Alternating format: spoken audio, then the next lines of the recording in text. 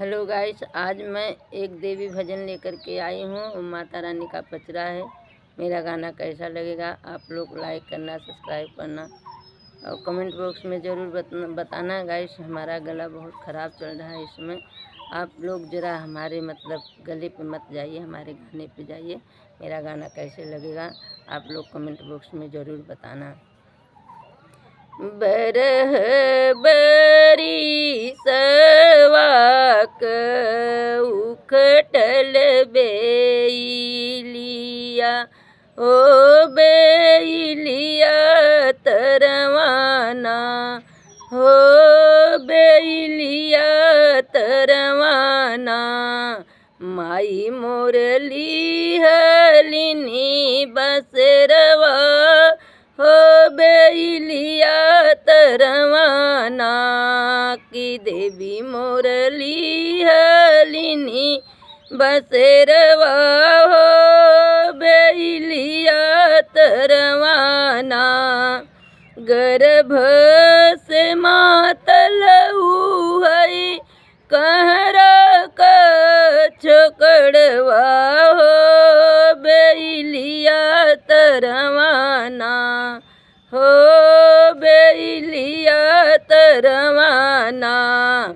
घड़ीला काहे नाली अइले, हो बेलिया तरवाना। घड़ीला काहे नाली अइले, हो बेलिया तरवाना। आजू की रतिया कसौ हमारी जलनी, हो सबेरवा होत ना। माई सबेरवा होत ना। जलवा हमल बई, हो सबेरवा होत ना। जलवा हमल बई, हो सबेरवा होत ना। बरह बरी सवाक उपजल बेलिया, हो बेलिया तरवाना। माई मोरली हलिनी बसेरवा, हो बेलिया तरवाना।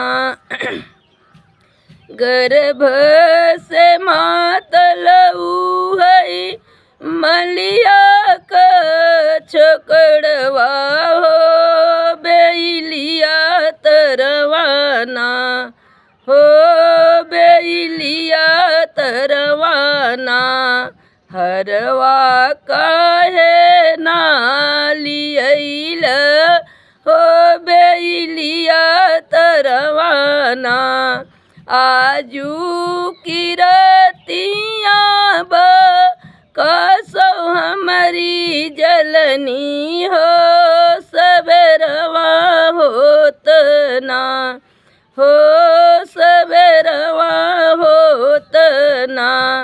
गजरा हमल बई, हो सबेरवा होत ना। गजरा हमल बई, हो सबेरवा होत ना। गर्भ से मातल है बजजवा का छोकड़वा, हो चुनरिया लइके ना, हो चुनरिया लइके ना। नाही अइले बेलिया तर चुनरिया लइके ना।